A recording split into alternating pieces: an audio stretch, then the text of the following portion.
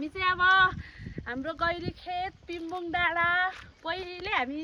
के भन्छ गोठाला गरेको ठाउँ हेर्न जान आँटेको धेरै वर्ष भयो बिहे गरेदेखि गएकै छुइनँ डुल्नु घुम्नु अनि अब गएको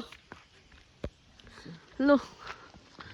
हाम्रो यो चाहिँ क्याम्पस तर यो वाल ठुलो लागेछ अहिले त यहाँ हाम्रो खेत हो पहिला हामी यहाँ हुन्थ्यो बाख्राहरू चराइ हिँडेको है सरिता काकी उया भाउजू पोङ्नी साम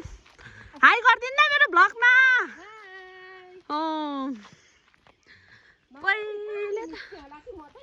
छैन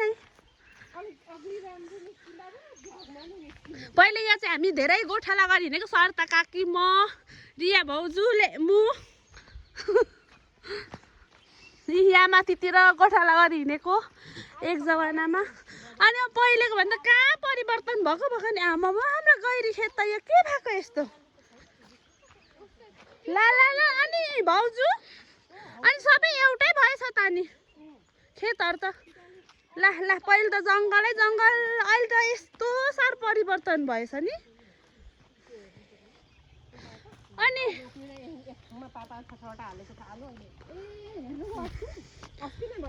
ल हौसे छ त कति राम्रो हौसे छ ओ भाउजू कति राम्ररी हौसे छ त अनि अहिले त कति केही नहुने ठाउँमा अहिले यति राम्ररी भएको रहेछ हौ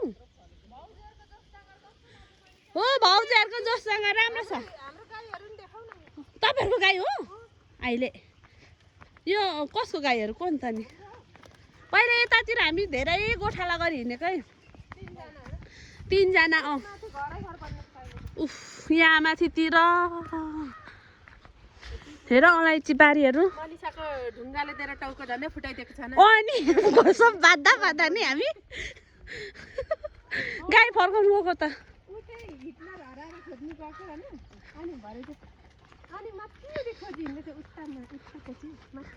हेर हेर अनि उयाँको कुवा पनि ए यहाँको धारा चाहिँ कहाँ गयो उड्यो अनि पानी चाहिँ फेरि जाँदैन हाँ भाउजू यहाँको पानी चाहिँ कहाँ गयो यहाँको छैन सुकेछ अनि मूल चाहिँ त्यतिकै खेर जान्छ अङ्कल ए हेर हेर यस्तो साह्रो तलको ढुङ्गामा चाहिँ पहिले हामी नुहाएर घाम ताप्ने ढुङ्गा यो तलको ढुङ्गा चाहिँ हामी नुहाउने स्कुल छुट्टी भएको दिन जहिले नुहाउने यहाँ तलतिर सिमराईहरू खोज्नु आउँथ्यौँ यहाँ तल एउटा ठुलो कुवा छ त्यहाँ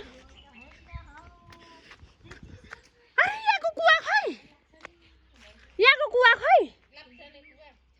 ल्याप्टाने कुवा पनि गएको ला ला ला ला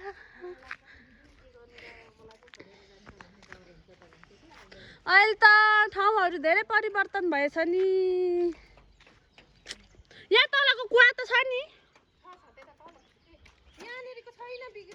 बिग्रियो कुवा पहिले हामी कति राति मल बोक्नु जान्थ्यौँ अनि बेलुकातिर आएर नुहाउँथ्यौँ है यहाँ हुँदै त उफ उफ आम्मामा जङ्गलै जङ्गल अहिले त गोलिया सबै बेचेर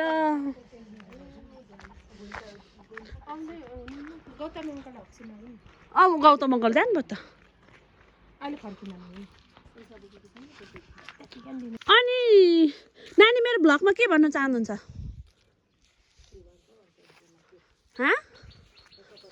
फुपूको भ्लगमा लाइक कमेन्ट सब्सक्राइब गरिदिनु होला भन्नु न सब्सक्राइब एन्ड लाइक गर्नु होला भन्नु न गाई चो भन्देऊ न तिम्रो फेभरेट के हो सुपरम्यान कि स्पाइडरम्यान हो कि के हो खल्क त्यो भनेपछि के हो कसो गर्छ खल्कले चाहिँ कसो गर्छ त्यसले चाहिँ लु लु लु हाम्रो गाउँठाउँ हेर्नु है कति परिवर्तन भइगएको रहेछ नि पापुङ सुब्दानीको घरमा यतातिर चाहिँ पहिले हामी घाँस दाउरा गरेको ठाउँ अरे यिनीहरू चाहिँ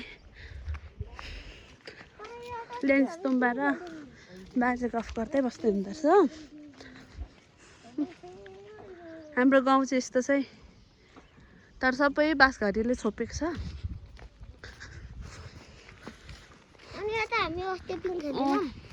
पहिले हामी यहाँ चाहिँ अब गोठाला गर्नु आएकै ठाउँहरू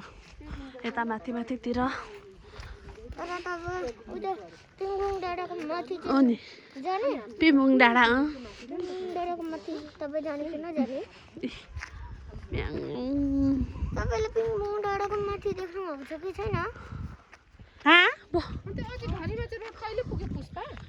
अब यहीँको मान्छेलाई थाहा छैन यो तलको रोड नि हाम्रो तम्फुलाई ऊ माथि चाहिँ बजार हो अनि यो ठुलो भवन भएको चाहिँ हाम्रो गाउँ हो यस्तो छ म्याङलुङ 10 तम्फुल्ला पहिले चाहिँ तम्फुल्ला 6 थियो अहिले चाहिँ म्याङलुङ 10 यता चाहिँ हाम्रो के भन्छ गोठाला गर्ने ठाउँहरू डाँडै छैन रहेछ ला एउटै लेभलको भएको रहेछ नि पुरै यतिको बाटो त हुनैपर्छ यो चाहिँ हाम्रो डगी नि सानो हुँदाखेरि हामीले गोठाला गर्दै डगी आइज भनेपछि आउने नि कुरुरु हाम्रो गोठाला गरे पिकनिकहरू आउने ठाउँ यसले गर्दा त हामी गाईहरू कहाँ पुग्यो भन्ने ठान्थ्यो हामी सोध्थ्यौँ अनि यो भुकेपछि चाहिँ पक्कै गाईहरू टाढा पुगेछन् साँच्ची नै हुँदैन थियो काकीले डगीलाई सफा राम्रो न राम्रो बनाएर लान्थ्यो लास्टमा त कुरो घारीभित्र किर्ने घारीभित्र छिरेर फोर भएर आउँछ नि दिउँसैभरि साकिदिन्थ्यो पर लाग्दो भएको छ हाम्रो गोठाला जाने ठाउँ नि सबै किर्ने घारी यता तल पुरै जङ्गल भएको छ हामी कुदियो चुङ्गी खेली हिँडेको चुङ्गीले हान्दै कुदी हिँडेको ठाउँ उहरू नि अबे उफ तल त हेर्नु त हरियाली नै ऊ नै बनाएको रहेछ रौडे मामाले त